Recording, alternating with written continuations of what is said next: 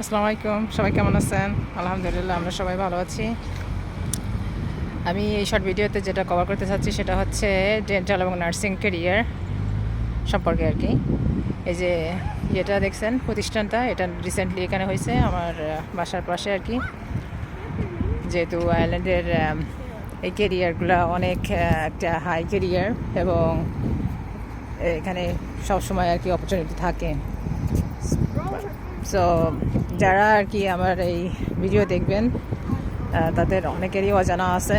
যেহেতু আমি এক ক্লায়েন্টের সাথে কথা বললাম একটুখানি আগে, সে বলছে যে সে নাকি ম্যানেজমেন্টে স্টাডি করে এবং নার্সিংয়ে আসার জন্য আর কি অ্যাডভান্স দিয়ে বসে আছে এজেন্সির মাধ্যমে।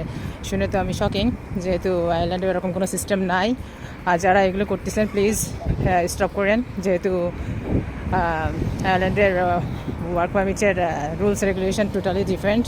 যারা অজানা তাদের সাথে এইভাবে মানে ধোঁকাবাজি করেন না, বুঝছেন? আমার রিকোয়েস্ট থাকবে আর কি। সো ডেন্টিস্ট অথবা নার্সিংয়ে আসতে চাইলে ডেফিনেটলি আপনার যেটা প্রয়োজন সেটা হচ্ছে হাই ডিগ্রি থাকতে হবে সিমিলার সাবজেক্টে, IELTS 7-এর উপরে, প্লাস আপনার বিভিন্ন ধরনের ট্রেনিং কমপ্লিট করতে হয়।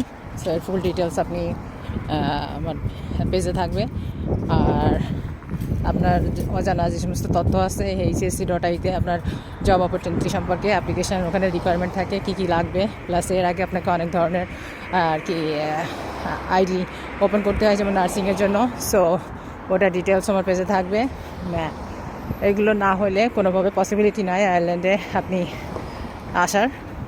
সো এইগুলো ফলো করবেন, যদি এগুলো থাকে ডেফিনেটলি অ্যাপ্লাই করবেন এবং এটা আপনাকে নিজেকে করতে হবে। এখানে কোনো এজেন্সি আপনাকে হেল্প করতে পারবে না, যেহেতু এখানকার সমস্ত প্রতিষ্ঠান আপনার সাথেই কমিউনিকেশান করে।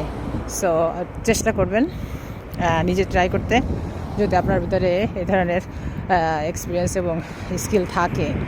আর যদি কোনো প্রশ্ন থাকে অবশ্যই জানাবেন। আল্লাহ হাফেজ, আসসালামু আলাইকুম।